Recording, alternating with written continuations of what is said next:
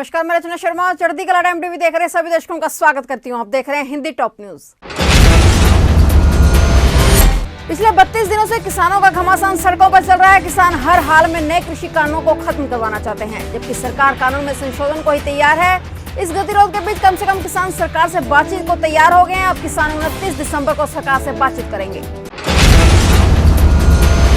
किसानों ने बातचीत के लिए हामी तो भर दी है, लेकिन उन्होंने अपनी लकीर भी खींच ली है। इस लकीर के आगे किसान नहीं जाएंगे, इसलिए किसान सरकार से 29 दिसंबर को बातचीत तो करेंगे, लेकिन केंद्र पर दबाव बनाने के लिए उन्होंने पूरे एक हफ्ते का विरोध प्रदर्शन का कार्यक्रम रखा है। किसान बातचीत को तैयार हैं, लेकिन इस बार यह बातचीत शर्तों के साथ होगी। इस शर्तों को किसानों ने सरकार को लिखकर भेज दिया है। किसान तीनों कृषि कानूनों को रद्द करने के लिए अपनाए जाने वाली क्रियाविधि पर सबसे पहले चर्चा चाहते हैं। न्यूनतम समर्थन मूल्य यानी एमएसपी का मुद्दा किसानों की मुख्य चिंता है। किसान संगठन एमएसपी की कानूनी गारंटी की प्रक्रिया और प्रावधान पर चर्चा चाहते हैं। अगर दोनों पक्षों के बीच गतिरोध समाप्त हुआ तब तो ठीक है, अन्यथा नए साल में किसानों का आंदोलन और भी रफ्तार पकड़ सकता है। उत्तर प्रदेश के ग्रेटर नोएडा के भट्टा और पारसोल गांव में जमीन अधिग्रहण के विरोध में 7 मई 2011 को पुलिस और किसानों के बीच हिंसक संघर्ष हुआ था, जिसमें 2 किसान और 2 पुलिस कर्मियों की मौत हो गई थी। अब यूपी सरकार किसानों पर दर्ज 2 मुकदमे वापस ले रही है। राज्यपाल ने 2 मुकदमे वापस लेने की अनुमति दे दी है। बीजेपी के महासचिव तरुण चुग ने कहा है कि ऐसा लगता है कि पंजाब में कैप्टन अमरिंदर सिंह ने अर्बन नक्सल तत्वों को उत्पात मचाने की पूरी छूट दे रखी है। पंजाब में मोबाइल टावरों की बिजली कथित रूप से काटे जाने की घटना पर तरुण चुग ने कहा है कि मुख्यमंत्री अमरिंदर सिंह पंजाब में कानून व्यवस्था बनाए रखने में पूरी तरह से फेल साबित हुए हैं। बता दें कि राज्य में कई जगह खबरें आई थी कि प्रदर्शनकारी किसान मोबाइल टावरों की बिजली काट रहे हैं। कैप्टन अमरिंदर सिंह ने ऐसे किसानों से अपील की थी कि वे आम जनता को नुकसान न पहुंचाएं।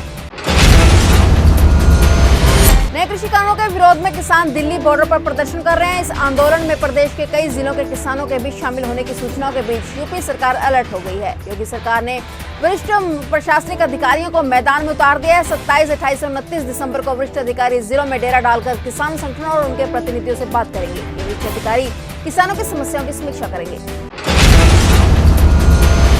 दिल्ली के बॉर्डर पर जमा हुए किसान 27 और 28 दिसंबर को शहादत दिवस मनाएंगे। 30 दिसंबर को किसान ट्रैक्टर मार्च लेकर जाएंगे। पूर्वी दिल्ली के त्रिलोकपुरी इलाके में शनिवार देर रात लड़कों के 2 गुटों में जमकर झड़प हो गई। इस दौरान कई राउंड गोलियां भी चली, जिसमें शाहिद नाम के एक शख्स की मौत हो गई। ये झगड़ा मामूली नोकझोंक को लेकर शुरू हुआ था, बाद में दोनों की ओर से पथराव शुरू हो गया। देखते ही देखते दोनों ओर से भीड़ जुट गई। कुछ ही मिनटों के बाद मौके पर दनादन गोलियां चलने लगी। सवाल के दौरान आधा दर्जन से अधिक लोग घायल हो गए, साथ ही एक 8 साल का बच्चा भी गंभीर रूप से घायल हो गया। फिलहाल इलाके में तनाव को देखते हुए पुलिस बल को तैनात कर दिया गया है।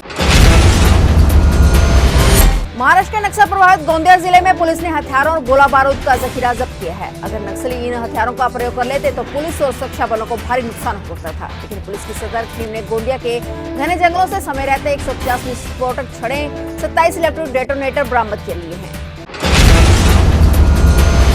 नेपाल की सत्तारूढ़ कम्युनिस्ट पार्टी 2 भागों में विभाजित हो गई है, जिससे एक हिस्सा ओली समर्थक और दूसरा हिस्सा प्रचंड समर्थक है। इस विभाजन से नेपाल में तो राजनीतिक संकट बना हुआ ही है, लेकिन चीन में नेपाल की कम्युनिस्ट पार्टी में हुए विभाजन के बाद सक्रिय हो गया है। नेपाल की राजनीति में अपनी पकड़ बनाने और नेपाल कम्युनिस्ट पार्टी में विभाजन के असर को कम करने के लिए चीन अपना एक उच्च स्तरीय प्रतिनिधि मंडल रविवार को काठमांडू भेज रहा है।